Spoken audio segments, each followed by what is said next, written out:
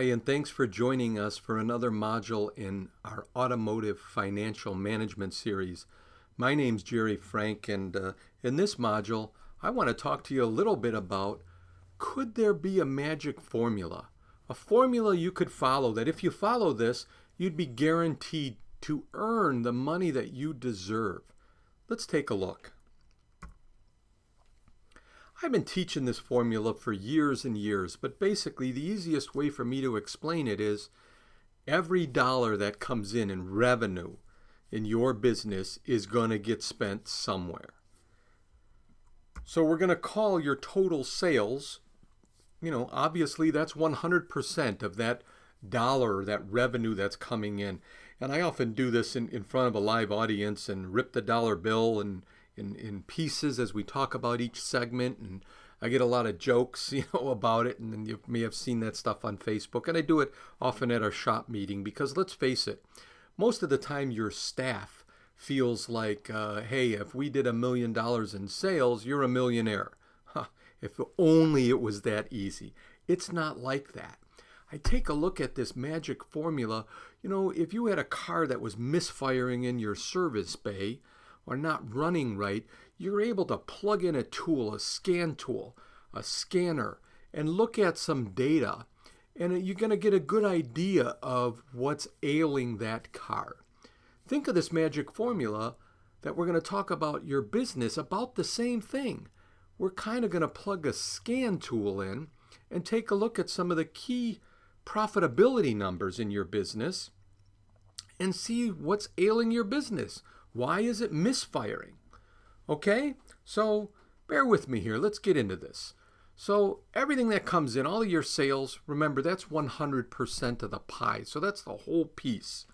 Now, about 25% or less is better, of that dollar or that 100% is going to go towards your parts cost, which your parts cost, your parts supplier. So at the end of the month, if you did $100,000 in sales, I would expect about $2,500 would be set aside to pay your parts bill. Now, if this is broken, typically you got a margin problem. Go back and take a look at back to the basics. Again, we talked about that in 1.1 in this series, profitability.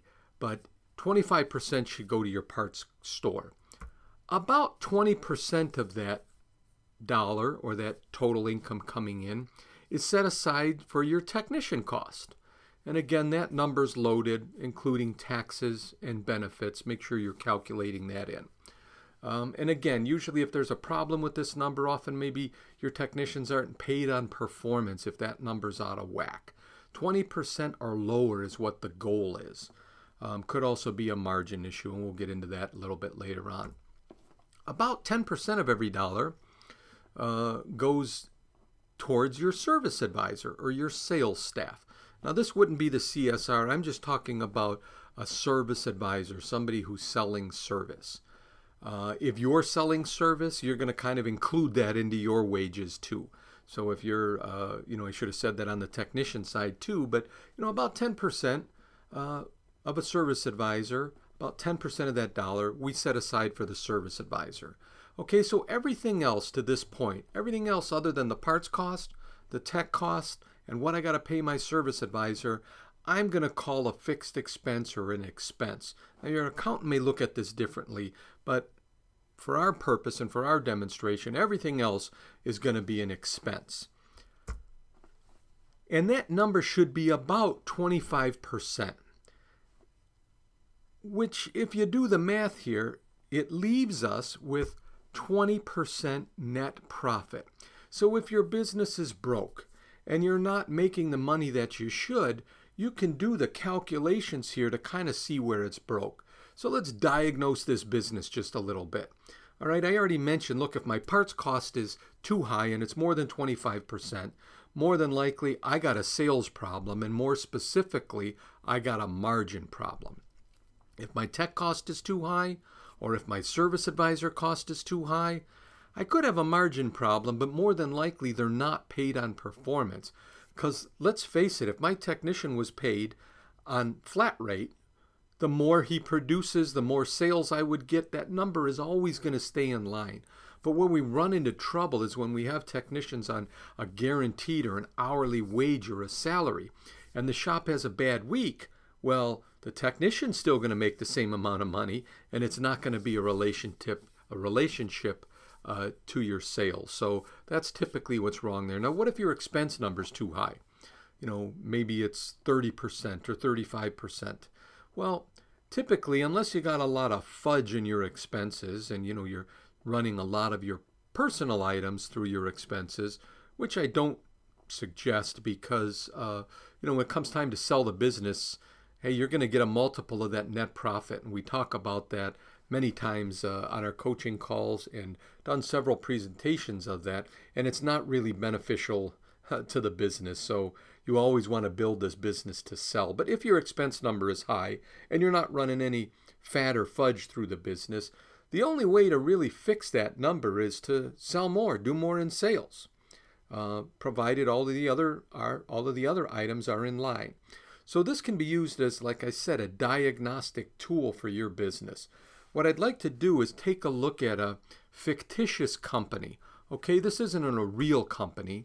And I know here's a typical P&L, and we'll get into explaining a few things on the P&L, but I want to jump ahead to taking a look at this income statement or this profit and loss. I like to call it a profit or loss. It's not a profit and loss. It's not a P&L. It's a P or L, right? You don't make both.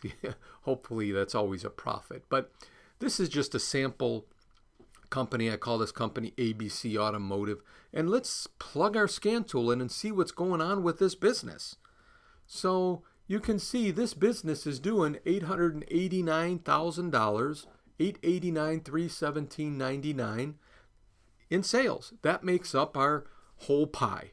So how much of this is going to go to each one of those categories? And let's see if we can help this shop owner fix his business. Well, my parts cost, you can clearly see, $314,501. Go ahead and take a look at cost of goods there towards the top, and you can see my parts cost, $314,501.12. If I take that $314,501.12 and divide it by the sales, $889,317.99, it's going to tell me how much my parts cost is as a percentage of income. That's what we're looking at. And I'll give you a little secret. If you're using QuickBooks, you can go into Customize Report and check percentage of income, and it'll do all this for you. It'll do all the math. But now you know what the number should be, so it'll make a little bit more sense. You can see here, this shop owner, instead of 25%, his parts cost is 35%. Take a look at, dig a little deeper into the number. Remember we talked about in Module 1.1 about understanding profitability. I said your parts profit margins should be 50%. Well, if his parts margins were 50%, you could see his parts cost at $314,501. I would expect his sales to be double, $619 actually, $619,000, and this poor guy, $436,000. So he's losing almost $200,000 a year because his service advisor isn't marking up the parts right. I almost consider that his service advisor is stealing from him. So let's make that right and get that corrected. Pretty simple thing to fix. You can see his technician cost. You can see $213, $436.32 on the P&L. That's item number 5020. Again, if I divide that by the sale figure, 24%. We already talked about what might be wrong with that. Odds are his technicians are paid on, rather than paid on performance, they're probably paid on a salary. At least he got something right. The service advisor cost $62,252. He's only paying him 7%, and again, it should be 10%. But I got to tell you, we already talked about the margin problems the service advisor has, so I don't really think he's getting a bargain. But again, we can fix that pretty simple by paying attention to our margins, which you learned in Module 1.1. So everything else above that line, service advisor cost, technician cost, and parts cost, everything else other than those three items, we said we're going to call an expense. And you can see there his expenses are $239,400, which is a little bit over 27%. It should be 25%. So And over the whole course of the year, this shop is doing almost $1 million. It's doing really roughly $900,000. And this particular shop owner is only making about $59,000 a year. Now, you might not think that that's, not too bad, but what could be? Wow, he should be earning in excess of $180,000. I'm taking that $900,000 in sales and multiplying it by 20%. So, man, he's not making nearly the money he should. The great thing about it is half of the time, just identifying the problem fixes it. So we plugged the scan tool in. We found out a couple things about this business. One, he's got a margin problem. We need to fix that. Number two, I got to try to get my employees on pay for performance. If he did that, his income would go from that $59,728.05 all the way up to $180,000. And again, you just need to track it. So how do we track it? Well, at Repair Shop Coach, we've done business plans. A great place for you to take a look at for more detailed information on this. In the $1 Million Blueprint section of your members site, we talk about that in Module 1, the business plan.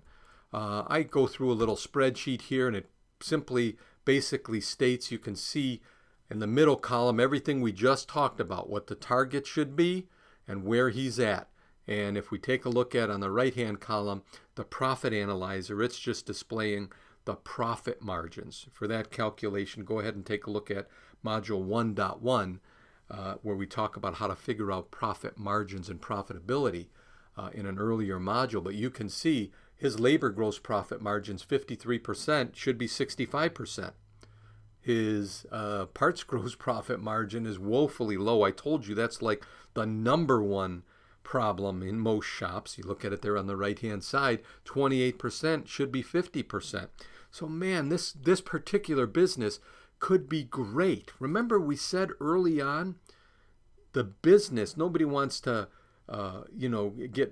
be rich for a day, I said, or rich for a week. The goal is sustainable financial success. And to get that in this business, we would need to plug that scan tool in and then work really hard on the couple of things we identified. So again, take a look at the magic formula. I encourage you to take a look at your shop, plug the scan tool in, and see where your business was broke, and let's get it fixed.